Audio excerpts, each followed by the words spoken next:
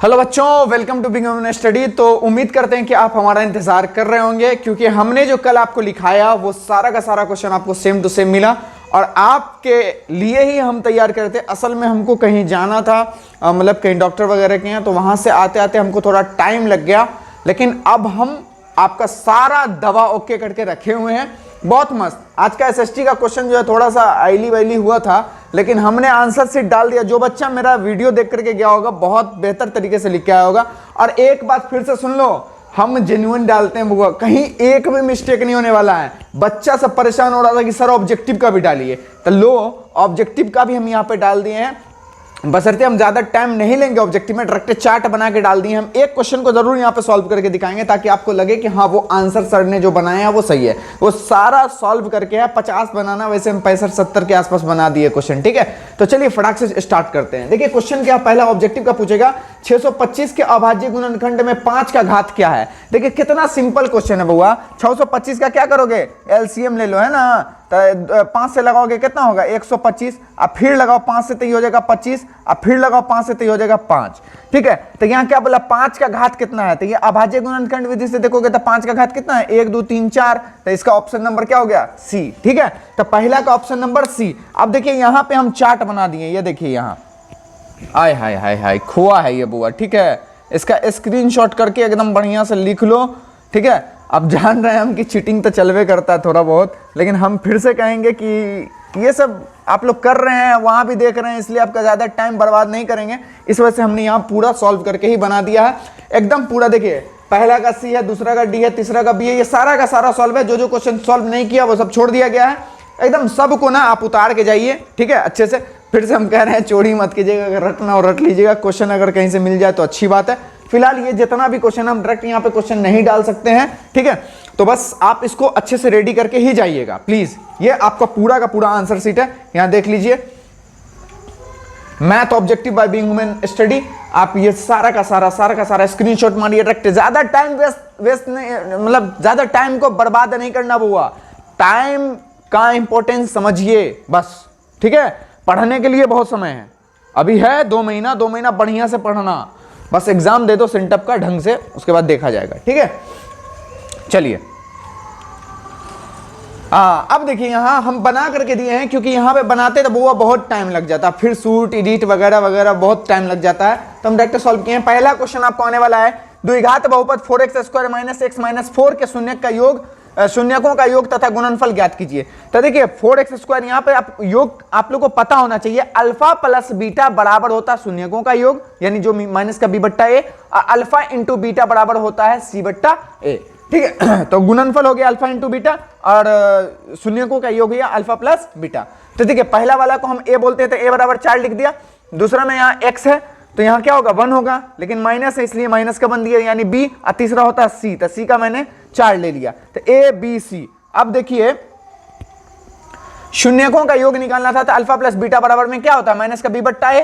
चलिए b का मान क्या है माइनस का 1, तो माइनस माइनस से कैंसिल होगा, तो b का मान हो जाएगा 1 और a का मान है 4, तो हम लिखेंगे 4, यानी अल्फा प्लस बीटा का मान कितना आ जाएगा बुआ 1/4, यानी शून्यकों का योग आ गया आपका 1/4। अब शून्यकों का गुणनफल समझेंगे, घबराइएगा नहीं, पूरा स्क्रीनशॉट यहाँ पे करवा देंगे हम लास्ट में, अभी समझा रहे हैं। फिलहाल शून्यकों का गुणनफल होता है अल्फा इंटू बीटा और वो होता है c/a। ठीक है, तो c का मान ऊपर में आप देखिएगा तो -4 होगा, ठीक है, और a का मान 4 होगा। 4 में 4 से भाग देंगे तो -1, यानी अल्फा इंटू बीटा बराबर -1। तो आपका पहला क्वेश्चन पूरी तरह से कंप्लीट हो गया। चलिए देखते हैं नेक्स्ट क्वेश्चन पे, समझते चलिए बस। देखिए दूसरा क्वेश्चन है, द्विघात बहुपद x² - 3 के शून्य ज्ञात कीजिए। कितना सिंपल है बच्चा, देखिए x² - 3 बोला, -3 को लेके उधर चले जाओ, शून्य का यानी जीरोस करना है ना, तो -3 को उधर लेके जाएंगे तो क्या होगा प्लस का 3 हो जाएगा।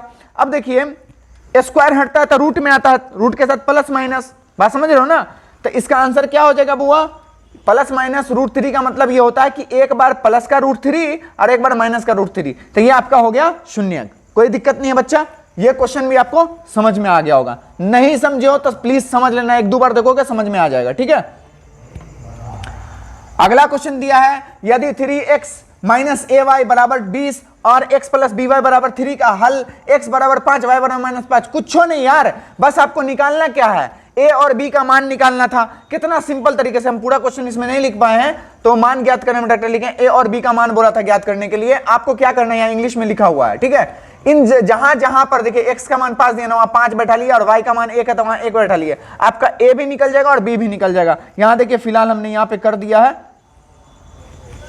देख रहे हैं, ये समीकरण था, तो हमने लिखा समीकरण 1 में x तथा y का मान रखने पर, तो देखिए समीकरण 1 जो था हमने उसको लिखा, x का मान 5 है तो 5 लिखा, y का मान -1 है तो -1। अब माइनस का माइनस से गुना करोगे तो प्लस का a होता है, ठीक है। 5 दिया 15, ठीक है बच्चा। अब देखो a का a ही रहेगा, 15 प्लस का उधर जाएगा तो 20 - 15, यानी a का मान कितना आ जाएगा बच्चा, 5 आ जाएगा, ठीक है। अब समीकरण 2 में हम रखेंगे x और y का मान, तो समीकरण 2 क्या था, x + by = 3, तो x का मान 5, b का जगह b रखो, y का मान -1 है, तो इसका गुना करोगे तो क्या होगा, माइनस का b हो जाएगा, ठीक है। 5 उधर लेके जाओगे तो 3 - 5, यानी कि ये भी माइनस का ये भी माइनस का, दोनों कटेगा तो b = 2 निकल जाएगा, ठीक है बच्चा। पूरा का स्क्रीनशॉट करवा देंगे, पूरा का स्क्रीनशॉट करवा देंगे। इतना इजी क्वेश्चन मैथ का पूछा ना कि भौकाल मचा दोगे, वो भौकाल एकदम खतरनाक खतरनाक तरीके से बनाओगे, ठीक है। चलिए देखते हैं नेक्स्ट क्वेश्चन।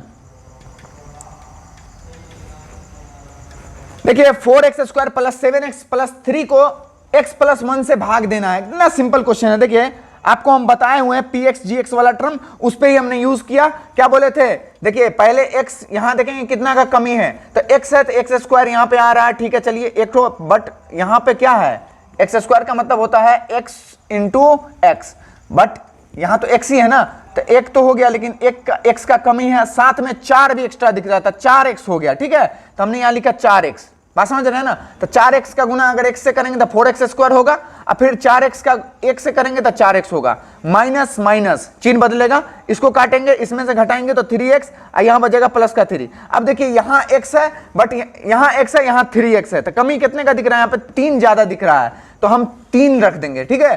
तो देखिए 3x हो गया और 3 इकाई 3 हो गया, पूरा कटेगा, यानी ये आपका हो गया 0, ठीक है बच्चा। तो भाग वाला भी आप स्क्रीनशॉट कर लीजिएगा, एकदम लास्ट में हम आपको स्क्रीनशॉट करवाएंगे। फिलहाल समझने का कोशिश कीजिए, फिलहाल समझने का कोशिश कीजिए, कल आप जाइएगा एग्जाम में समझ के जाइए, आपको बाद में अगर उतारना होगा स्क्रीनशॉट के लिए हम समय देंगे, अभी समझिए सिर्फ और सिर्फ, ठीक है।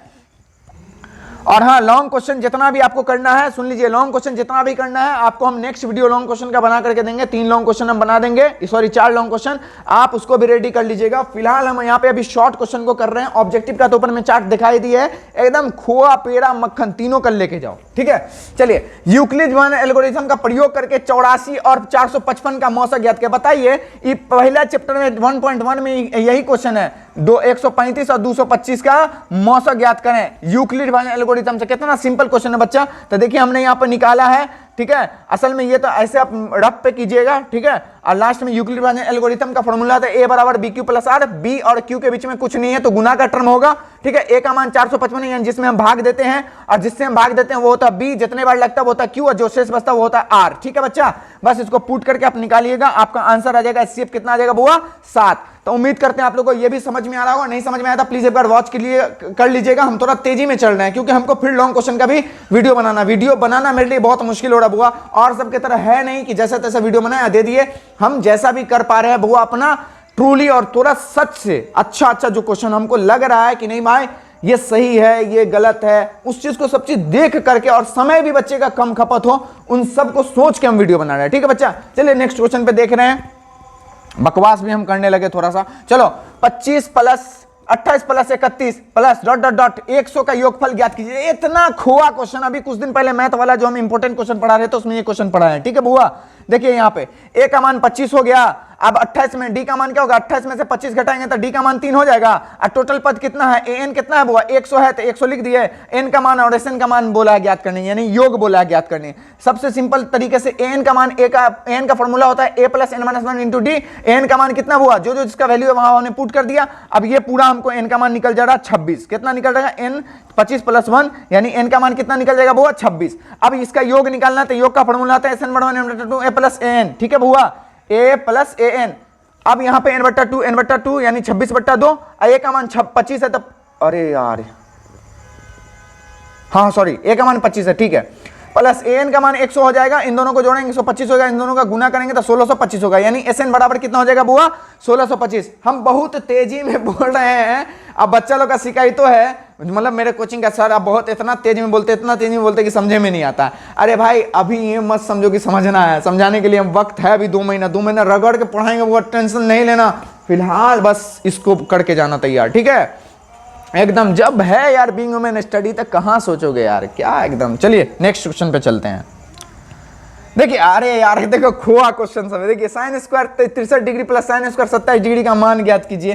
क्या करना है यार, किसी एक को बदल दो, हमको पता है ना यार साइन थीटा मतलब साइन स्क्वायर थीटा बराबर क्या होता है, सॉरी साइन थीटा बराबर कॉस 90 माइनस थीटा, तो वो वाला टर्म नहीं यहाँ पे यूज करना है, लेकिन स्क्वायर इसलिए इसका स्क्वायर हम देंगे। बात समझ में आ रहा है। इसका जब हम पूरा सोल्व करते तो मेरा 1 आंसर आ जा रहा है। अरे ये सब बच्चा वाला क्वेश्चन है यार, 8.3 में या 8.2 में एग्जैक्टली याद नहीं है, जो भी है 8.2 में है, 3 में ठीक है, नया बुक से था भाई 2A में है, तो इस क्वेश्चन को भी आप लोग तैयार कर लीजिएगा, ठीक है। अब इधर देखो एक और क्वेश्चन है, यहाँ पे कौन लटक पटक के भागा जा रहा है। देखो तो यहाँ हल करे कि 2x + y बराबर -4 और 5x - 3y बराबर 1। क्या करोगे भाई तुम, अगर तुम्हारा यहाँ पे हल करने के लिए बोला है, कुछ करना नहीं है ज्यादा, तुम चाहो तो विलोपन बना दो, तुम चाहो तो प्रतिस्थापन बनाओ, तुम चाहो तो वर्गुणन बना दो, जिस पर मर्जी उस पर बनाओ। हम यहाँ पे जो बनाए हैं उसको हम समझा देते हैं, ठीक है। देखिए विलोपन हमने बनाया है, क्या किए, समीकरण 1 में 5 से गुना करोगे तो 10 हो जाएगा। विलोपन बनाने का तरीका या तो x को बराबर करो या y को बराबर करो, ठीक है। तो हमने 5 से गुना किया तो 5 दूना 10 हो जाता है, देखो यहाँ पे गुना किया तो 10 हो जाता है। अब फिर 5y, 5 का 20, ठीक है बुआ, समीकरण हो गया 3। इसमें हमने 2 से गुना करेंगे तो 2 पंचे 10 हो जाता है, ठीक है। तो 2 से गुना किया तो 2 पंचे 10, बात समझ रहे हैं ना। अब समीकरण 3 और 4 से, यानी 3 और 4 जो निकला है ये मेरा, उससे हम करेंगे। देखिए हमने लिखा क्वेश्चन कट गया, y का मान -22 आ जाता है, ठीक है बुआ। अब देखिए y का मान समीकरण 1 में रखने पर, तो समीकरण 1 में हमने पुट किया, मेरे पास x का मान 9 निकल गया। उम्मीद करते हैं आपको ये भी समझ में आ रहा होगा। नहीं समझ में आया तो हम बोल रहे भाई तुम बाद में समझ लेना, अरे इतना इजी क्वेश्चन नहीं समझ में आया तो भाई तुम प्लीज मैथमेटिक्स का 2-3 चैप्टर हम सजेस्ट कर देंगे, उसको पढ़ लेना, क्योंकि तब तुम उतने लायक नहीं हो भाई अगर समझ में नहीं आया तो। इतना इजी क्वेश्चन सब, ठीक है। ये चैप्टर शायद चैप्टर 3 में है, हाँ 3 में है। चलिए देखिए यहाँ क्या बोला है, एक वृत्त की परिधि 39.6 सेंटीमीटर है, तो इसका क्षेत्रफल ज्ञात कीजिए। देखिए वृत्त की परिधि क्या होता है बुआ, 39.6 सेंटीमीटर दिया, तो वृत्त की परिधि को हम 2πr से लिखते हैं, ठीक है। और 2πr बराबर क्या होगा 39.6। अब यहाँ पे हम 2π को हम इधर भाग में ले आएंगे, ठीक है। तो r का मान हमको निकालना है, असल में त्रिज्या निकालना है, तो 39.6 2 का 2, पाई का मान क्या होता है 22/7 होता है, 22/7 होता है बच्चा, ठीक है। थोड़ा जूम कर देते हैं, पाई का मान कितना होता है बुआ 22/7। अच्छा बट्टे के बट्टा में चट्टा होता है, यानी जो भाग में रहेगा वो ऊपर चला जाएगा, समझ रहे हो। तो 39.6 × 7/2 × 22। अब देखिए 39.6 का जो गुना करोगे तो 277.2 आता है, और 22 दूना 44 हो जाएगा, ठीक है बुआ। अब इसका जब तुम डिवाइड करोगे दोनों को एक दूसरे में, तो ये 6.3 सेंटीमीटर, यानी ये मेरा त्रिज्या निकल गया, ठीक है। अब इसमें क्या बोला था, वृत्त का क्षेत्रफल भी निकालना है, तो वृत्त का क्षेत्रफल क्या होता है πr² होता है बुआ। तो पाई का मान 22/7, r का मान क्या निकला 6.3 × 6.3। अब देखो सॉरी 9×7 सॉरी गलती हो गया यहाँ पे, 9×7 0.9 होगा, 0.9 होगा बुआ, ठीक है। यहाँ 0.9 होगा, 9×7 ठीक है।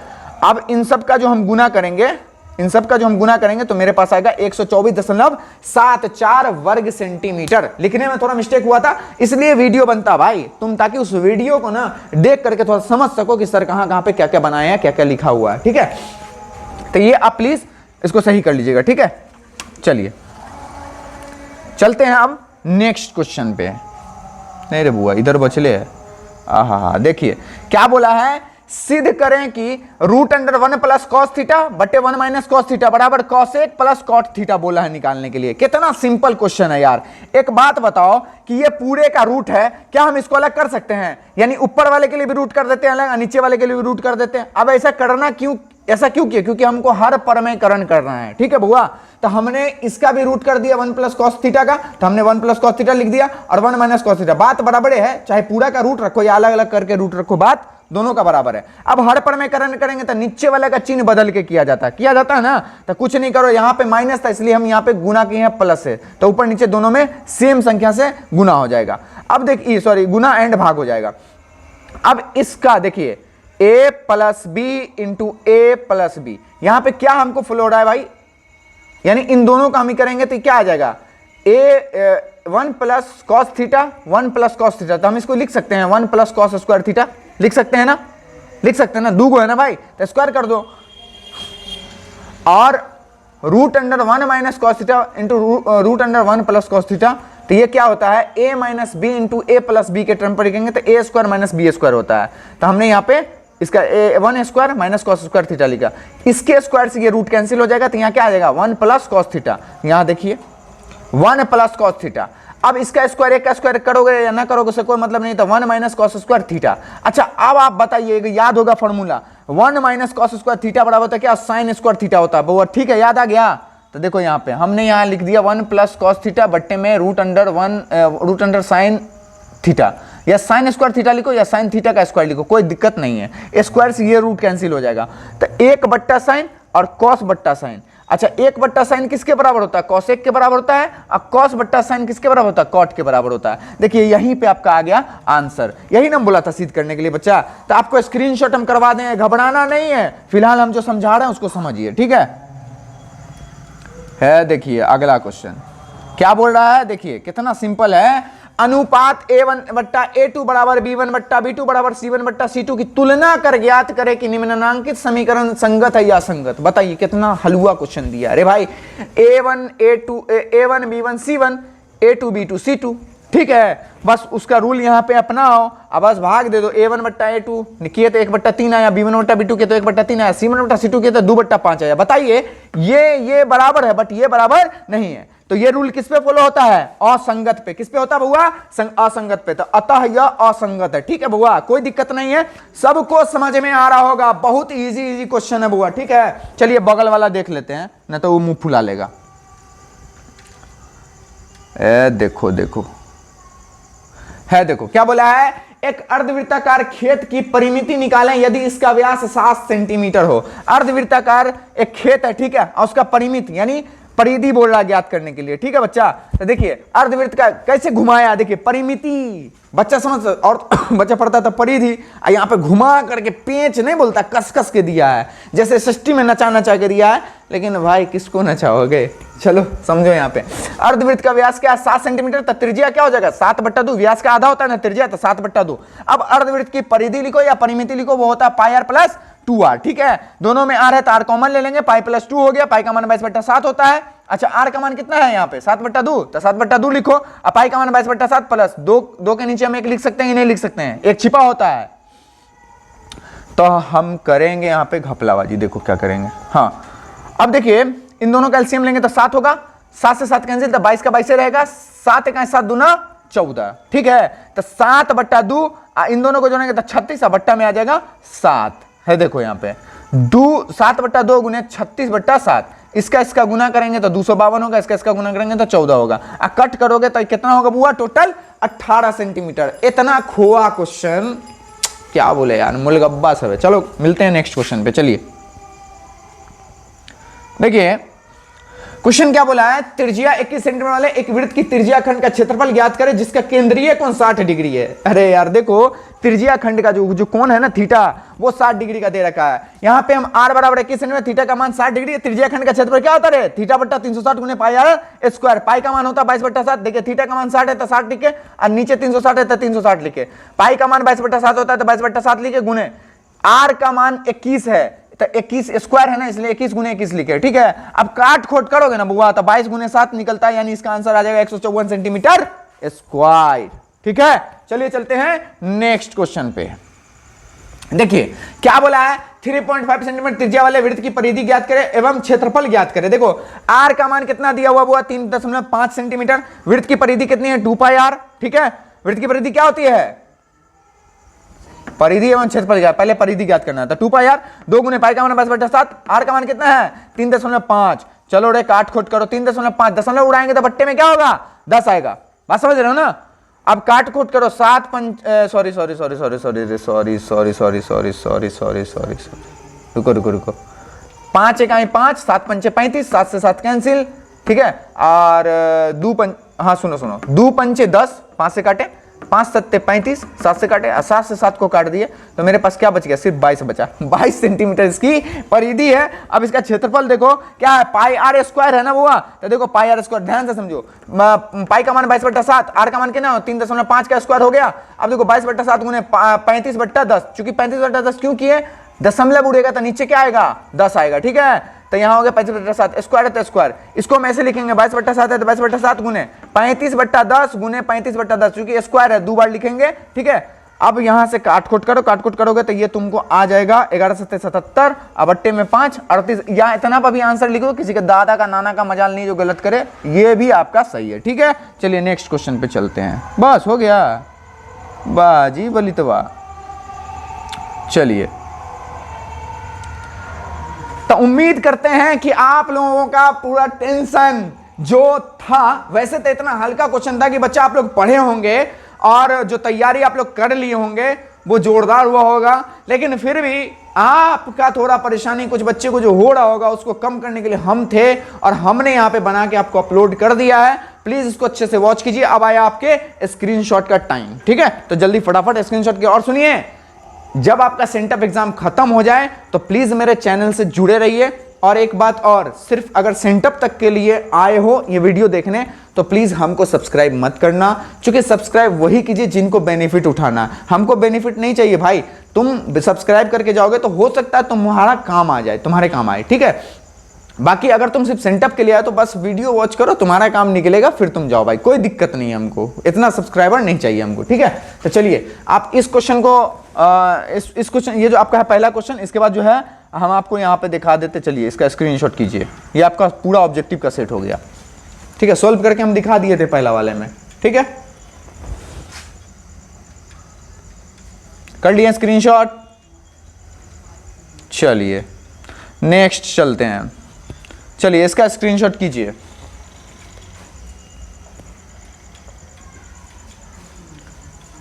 लीजिए, एकदम बढ़िया से करते चलिए। लीजिए, तुम लोग के लिए बुआ सब कुछ करना चाहते हैं, ठीक है, अच्छे से तैयारी कीजिए, समझ गया ना।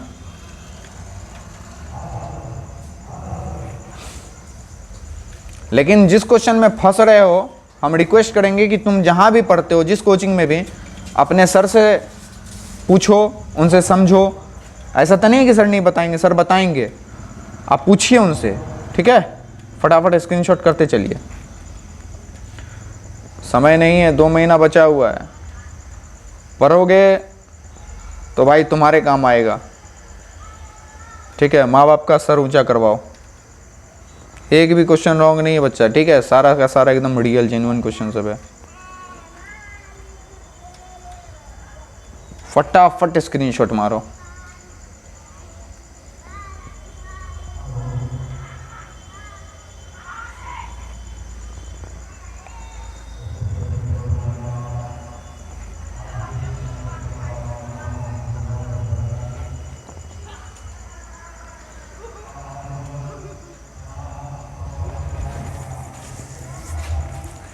इससे दिमाग है तुम लोग का तेज यार, क्या स्क्रीनशॉट मारोगे, समझ लेना 1-2 बार वीडियो देख के, वही तो काम आएगा कल। कहीं मिस्टेक हो तो कमेंट कर दोगे रे बउआ, हो सकता है कहीं कहीं मिस्टेक जल्दी जल्दी में हो जाता है कभी कभी। असल में थक गए थे, हम सवेरे डाल देते यार।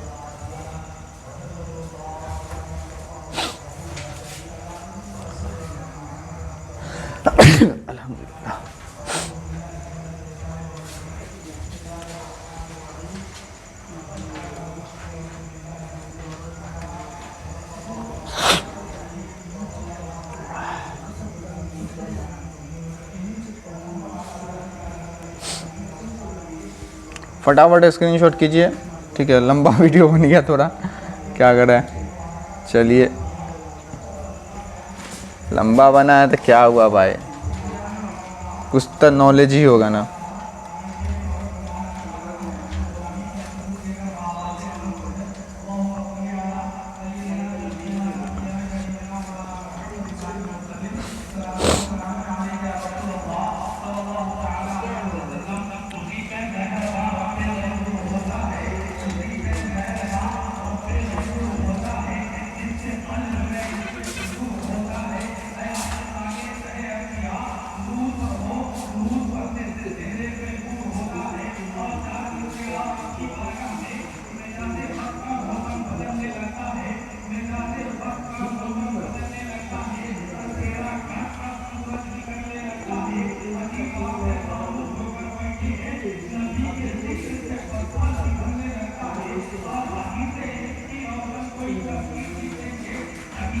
जल्दी जल्दी कीजिए।